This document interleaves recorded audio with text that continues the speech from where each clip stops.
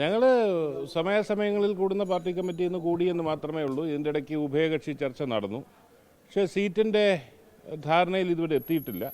അതിൻ്റെ ഇടയ്ക്ക് ജാഥ ആരംഭിച്ചുകൊണ്ട് അതിൻ്റെ തിരക്കിലും ഒക്കെ ആയതുകൊണ്ട് തന്നെ സീറ്റ് വിഭജനം പൂർത്തീകരിച്ചിട്ടില്ല.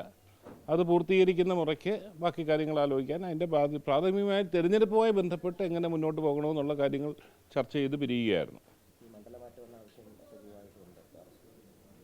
മണ്ഡലം മാറ്റം എന്നുള്ളതല്ലല്ലോ. ഞങ്ങൾ ചില മണ്ഡലങ്ങൾ ഞങ്ങൾക്ക് കുറച്ചൊരു നല്ല ഇൻറ്റൻഷനിൽ ഞങ്ങൾ മത്സരിക്കുന്ന RSPക്ക് താരതമ്യേന ദുർബലമായ സംഘടനാ സ്വാധീനമുള്ള ചില മണ്ഡലങ്ങൾ മാറ്റിയെടുത്താൽ കോൺഗ്രസിന് അവിടെ മെച്ചപ്പെട്ട ഒരു മത്സരം കാഴ്ചവെക്കാൻ ഒക്കും എന്നുള്ള സതുദ്ദേശത്തിൽ മുന്നണിയുടെ നന്മയ്ക്ക് വേണ്ടിയാണ് ഞങ്ങൾ അങ്ങനെ നിർദ്ദേശം വെച്ചത്.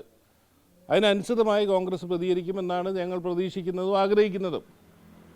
അല്ലാതെ RSPക്ക് ഒരിക്കലും മത്സരിക്കാനേ പറ്റത്തില്ല എന്നുള്ളതല്ല, മുന്നണിക്ക് കുറച്ചുകൂടെ ബെറ്ററായിരിക്കും എന്നുള്ള കാഴ്ചപ്പാടാണ് ഞങ്ങളെ നയിച്ചത്. അതിന്മേൽ ചർച്ചകൾ ഒരു ഘട്ടം കഴിഞ്ഞു. അടുത്ത ഘട്ടത്തിൽ പൂർത്തീകരണത്തിലേക്ക് എത്തുമെന്ന് പ്രതീക്ഷിക്കുന്നു.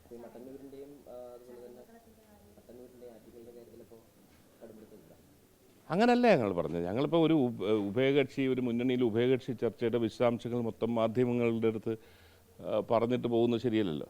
പിന്നെ ഇപ്പോൾ ഇങ്ങനെ വാർത്തകൾ വരുന്നുണ്ട്, അത് നിങ്ങളുടെ ഭാവനയിൽ വന്നോട്ടെ, അത് നമ്മളും ആസ്വദിക്കുന്നുണ്ട്. ഇങ്ങനെ പല പേരുകളും മണ്ഡലങ്ങളും സ്ഥാനാർത്ഥികളുടെ പേരുകളൊക്കെ വരുന്നുണ്ട്, അത് വന്നോട്ടെ. പക്ഷേ നമുക്ക് പാർട്ടിയെ സംബന്ധിച്ചിടത്തോളം അതുകൂടെ വ്യക്തത വന്നിട്ടതിന് ശേഷം പാർട്ടി സ്ഥാനാർത്ഥി നിർണയത്തിലേക്ക് കടക്കുന്നതായിരിക്കും. തീരുമാനമായാലുടനെ അതിനാദ്യം അതിൻ്റെ തീരുമാനം വരണമല്ലോ. ഏതൊക്കെയാണ് RSP മത്സരിക്കുന്ന സീറ്റുകൾ എന്നുള്ള നിലയിലേക്ക് വ്യക്തത ഉണ്ടായിക്കഴിഞ്ഞാൽ തീർച്ചയായിട്ടും സ്ഥാനാർത്ഥി പ്രഖ്യാപനം എന്നൊരു രീതിയുണ്ട്. RSPക്ക് ഫോർമലായിട്ടുള്ളൊരു രീതിയുണ്ട്. അതിലേക്ക് കടക്കുന്നത് വ്യക്തമായിട്ട് മണ്ഡലങ്ങൾ തീരുമാനിച്ചതിന് ശേഷമായിരിക്കും.